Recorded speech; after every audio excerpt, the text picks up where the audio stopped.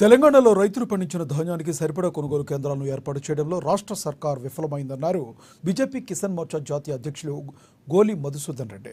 ఖమ్మం జిల్లా వైరా ఎన్కూర్ మండలాల్లో మొక్కజొన్న వరి ధాన్యాన్ని పరిశీలించారు.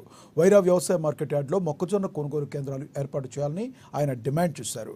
ఈ కార్యక్రమంలో జిల్లా బీజేపీ అధ్యక్షుడు నెల్లూరు కోటేశ్వరరావు, కిసాన్ మోర్చా జిల్లా అధ్యక్షులు చావ కిరణ్ పాల్గొన్నారు.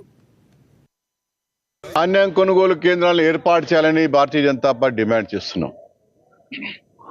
రాష్ట్ర వ్యాప్తంగా ధాన్యం కొనుగోలు కేంద్రాలు సరిపడా ఏర్పాటు చేసి కేంద్ర ప్రభుత్వం ఇస్తున్నటువంటి 2,320 రూపాయలకు కనీస మద్దతు ధర చొప్పున కొనుగోలు చేయాలి. అదేవిధంగా అదనంగా 500 రూపాయలు ధాన్యానికి ఇచ్చి రైతులను ఆదుకోవాలని భారతీయ జనతా పార్టీ డిమాండ్ చేస్తుంది. మొత్తం 2,820 రూపాయల చొప్పున ప్రతి క్వింటాల్ కొనుగోలు చేయాలి.